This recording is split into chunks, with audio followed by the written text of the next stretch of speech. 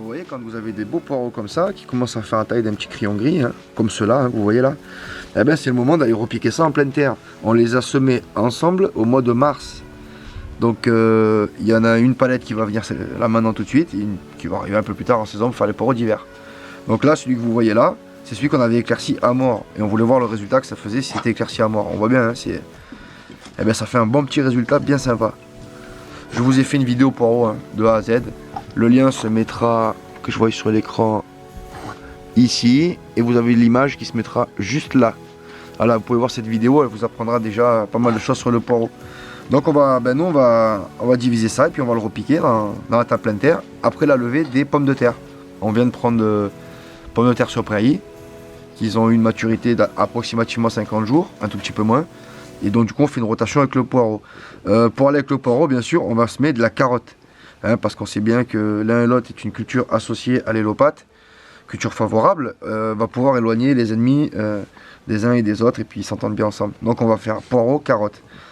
Pour cela, on prévoit une table de grosso modo 15 mètres de long sur 1 mètre de large. Dans une petite jardinière comme ça, il y a à peu près grosso modo une centaine, peut-être 150 poireaux à repiquer, quoi. En sachant que plus de la moitié vont arriver à terme. Quand ils sont bien beaux comme ça, là, il n'y a pas de souci. Et je vous ai montré aussi la technique pour faire les graines de poireaux. Et celui que vous entendez ronfler depuis tout à l'heure, c'est ce phénomène-là. Voilà. Il va pas manger mes poireaux, là. Donc, conseil de culture habituel, hein. Un sol meuble, profond, aéré. Vous voyez, là, il a poussé dans de la litière de bois, hein, du terreau maison. Donc, on avait passé le dessus, toute la partie du dessus, les 3 cm du dessus, c'était passé au four. Donc, égrené, pas de mauvaises herbes. Et le reste, c'était terreau passé juste au tamis qu'on a fait sur place. Ça a bien pris avec un mélange de sable. On avait mis 20% de sable dans ce mélange-là, que l'autre n'a pas reçu. Donc, peut-être pour ça aussi qu'ils sont un peu plus gros. L'autre barquette, c'est nettement plus petit, hein. C'est du cheveu encore, hein, c'est tout petit. Donc là, on va voir ce que ça va donner, quoi. On a reçu pas mal de pluie, il n'a pas fait très beau. Si vous voulez manger de la soupe cet hiver, ben, on y va. Voilà, petit constat donc, sur le mélange sablé, hein, parce que du coup, j'y reviens. On voit que tout le milieu racinaire a été bien colonisé. Bon, là, celui-là a été touché, on voit bien ici, là. Regardez. On voit des strates. Vous voyez, on voit des strates, il y a 4 strates. En fait, il va plonger. Une fois qu'il a plongé, qu'il a atteint le fond, il a compris. Il développe une note. Et on voit que ça a bien été rempli. Le mélange est encore léger. Franchement, mélanger au sable, le top, quoi. Je recommencerai l'année prochaine. Ensuite, bon, il suffit simplement de... Hop, Voilà, le secou est comme ça, hein. on tape un coup. Mais le problème, c'est qu'il y a beaucoup trop de racines, là, hein. Ça, c'est pas terrible. Donc, eh ben, on y met le pouce. Comme ça, on met le pouce. Et tu coupes. Et tout ce qui dépasse, là, en fait, Tu coupes. on le pince. Et tu enlèves. Voilà. Hein? D'accord. Et là, on voit qu'ils sont tous au même niveau. On voit qu'ils sont... Donc on les jette. Ah, mais on va voir. Oui, si on les jette. Sinon, on les jette, ouais, mais ça, c'est pas terrible, quoi. Ouais. Ça, c'est bon. Oui, ça, oui. Mais ça, c'est tout petit, ça. Hein. Voilà, ça. Après, bon, ça, c'est Donc, pareil. Ça, c'est pareil. Ça. C'est un petit peu souffert, mais ça peut donner, Ça peut donner quelque chose. ça peut donner quelque chose. Voilà. Bon, en général, quand ils sont tordus, c'est comme les choux. Hein. Ouais. C'est mort. Donc voilà, on les sort comme Ok. ça. Ça craint pas trop la déshydratation. Hein. C'est un aliacé après, c'est pareil. Donc ça, ben... Hop. Ça, tu ne gardes pas, ça, hein, par exemple. Non. Enfin, je garde pas, là, je l'ai mis dedans, hein, mais... ouais, c'est pas terrible, quoi. Allez. Tu vois, on Bon. accompagne. Là, je vais montrer celui-là aussi. Là, ils ont un beau diamètre, là, cette année. Hein. Ouais. Et il nous fait des bruitages, le chien. Là. Ouais, j'avoue, c'est... Voilà, on met le pouce. On tourne. Et voilà, prêt à partir. Parfait. Tac. On n'est pas trop de plusieurs pour faire les poireaux. Voilà, une petite barbotine hein, pour faire patienter. Ils sont bien beaux, hein. Regardez. Ils sont bien beaux cette année. Hein. Donc voilà, on va rabattre la racine. À ce niveau-là, quoi, à peu près. Ça, je mets pas ça et ça. Voilà. Allez, on continue le taf. Et puis, vous voyez le substrat, comme il est beau aussi. Le substrat maison, quoi.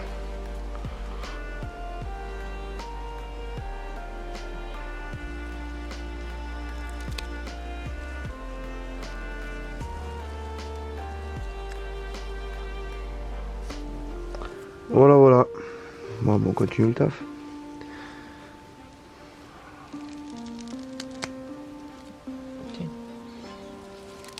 Ça y est, il n'y en a plus. Il n'y a plus beaucoup. Et Il reste encore 2 boîtes comme ça en fait. Sérieux? Ouais, ils sont en pleine terre là-bas. Ça, c'est parce qu'ils étaient dans la... Hop, ils étaient dans la jardinière. Mais les autres là-bas, ils sont encore plus gros. Attends, je coupe la caméra. Voilà, ma planche est faite, vous voyez. Elle est un petit peu élargie. Et là maintenant, ce qu'il faut faire, c'est qu'il faut bien la mouiller. Parce que sinon, je vais pas pouvoir repiquer mon poireau. Puis il va falloir profiter rapidement que ce soit un petit peu nuageux au-dessus. Pour pas que ça cogne trop fort, pour vite planter et venir essayer de mettre un petit couvert. Pour garder en fait en vie, si possible, au moins la terre du dessous. Parce qu'on voit, c'était quelque chose qui était quand même sacrément bien vivant, quoi. Donc il faudrait que ça se renouvelle rapidement. Donc voilà, on va repiquer le poireau là-dedans, hein, tout simplement. Bon, pour le moment, je vais arroser et puis je pense qu'on y repiquera demain parce que là, du coup, ben, ça commence à y faire un petit peu tard. Alors, je sais pas chez vous, mais nous, on attend la pluie hein, parce qu'on a du vent. C'est quand même assez dingue. Voilà, j'ai pris le tuyau. Moi, j'ai arrosé une fois le jardin là, depuis le début de l'été. Ça y est. Ah ben, on va aller voir ensemble, je vais vous montrer. Voilà.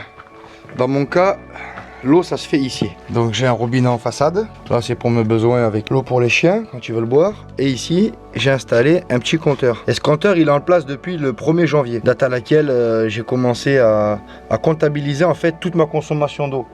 Et si on regarde depuis le 1er janvier, j'en suis à combien de consommation? Oui, ça a bien marché. Mais je vais regarder hier. Ah voilà. En tout et pour tout, j'en suis à 3720 litres. Et principalement pour les semis. Voilà. Donc là au moins ça me permet de bien pas contrôler. C'est Parkside qui fait ça, je les paye pas cher. S'il tient la saison, c'est bien. Voilà. Au moins pour les piles. Donc c'est étanche, c'est pas mal. Et dès que j'ouvre, regardez, c'est assez sensible. Voilà, donc le tuyau se remplit. Vous voyez, il est sensible quand même. Donc il le fait en litres, il le fait en gallons aussi. Bon, de toute façon on va laisser ouvert puisqu'il faut que j'aille arroser moi la plate-bande à poireaux parce que sinon on ne pourra pas les repiquer dedans. Hein. Ça fait comme du sable après. Alors, il va se mettre sous pression le tuyau. Voilà.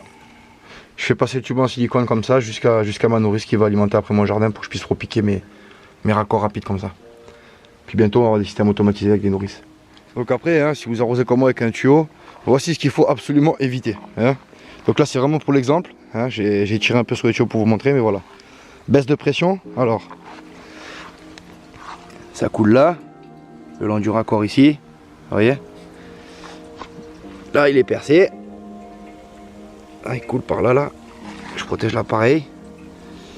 Il coule au collier ici, il coule, alors là c'est même pas qu'il coule, c'est carrément qu'il fait, voilà. Ah ben ça mine de rien ça fait une telle perte de pression que du coup ben, on n'a plus aucun débit. Donc faites-y bien attention, resserrez vos bagues, mettez un petit bout d'étain, faites une petite brasure ou quoi. Voilà. Moi je m'en sers vraiment pour faire de la semis, des machins comme ça ou les fruitiers éventuellement. Ah, vous voyez, tellement que je suis un pro, je l'ai enroulé. Alors regardez un peu le truc. Le tuyau il fait ça, hein, pour venir les buts là. Allez, il fait ça. Il passe par là-bas devant, il retourne là-bas, il revient ici, il vient jusqu'ici faire un U, puis il repart. Voilà, bon. Voilà pourquoi j'utilise pas de tuyau quoi. Voilà pourquoi j'arrose même pas. Sauf quand vraiment ça va avoir besoin. Allez. Hein. Oh, y a pas besoin d'inonder non plus. Hein. Juste que ce soit un petit peu humide. J'ai déjà mis un premier petit coup hier. Voilà, c'est la pression que j'arrive à avoir à peu près quoi. Après si on veut plus de pression, il faut prendre des tuyaux comme ça qui sont tressés plus solides, qui vont moins dilater quoi. Plus costaud. Le problème c'est qu'il faut arroser quand même.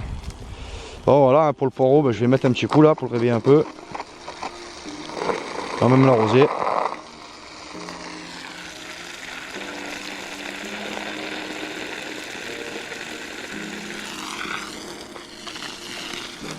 Ça j'irai le piquer demain.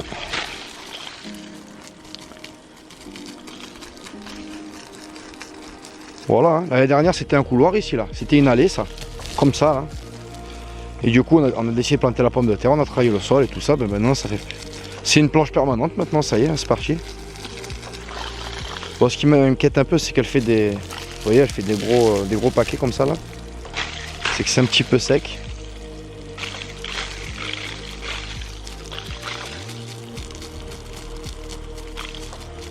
Voilà, petit coup d'arrosage, on fait tourner le compteur. Allez, je pense qu'on se retrouvera demain pour le repiquage. Enfin, pour vous, c'est en quelques secondes quoi. Allez, pourvu qu'il pleuve. Ciao, ciao.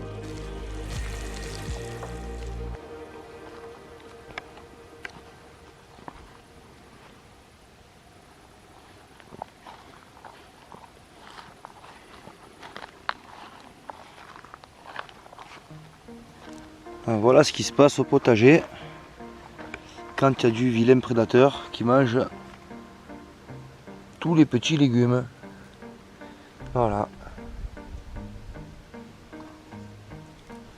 Alors, qu'est-ce que tu nous fais là? Ah bah là je fais les trous, les gauches pour les poireaux pour que tu puisses les enfoncer.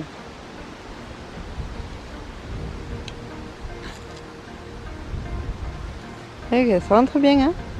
Ah bah oui. On a pris une petite, mais alors vraiment une légère pluie fine ce matin. On était contents en plus quand on a entendu pleuvoir. 2 mm. Ah ouais, quand on a entendu tomber, on était contents. Et on est sorti, c'était sec.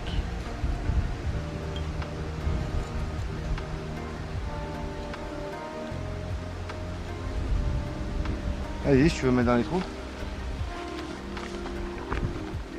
Alors, là vous voyez, c'est les poireaux qu'ensemble on a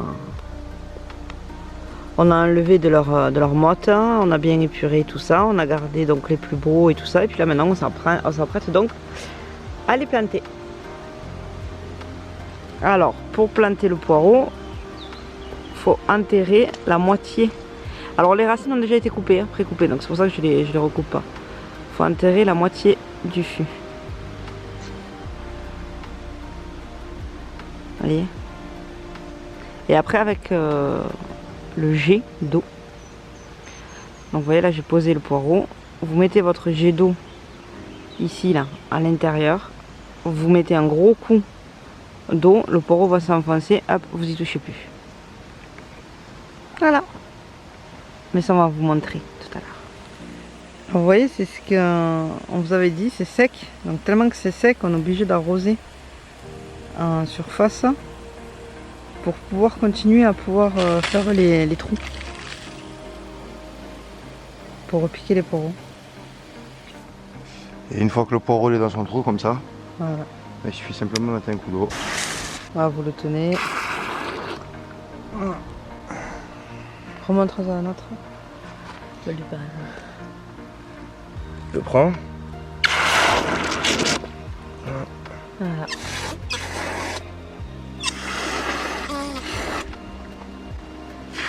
Bon bah allez, c'est parti.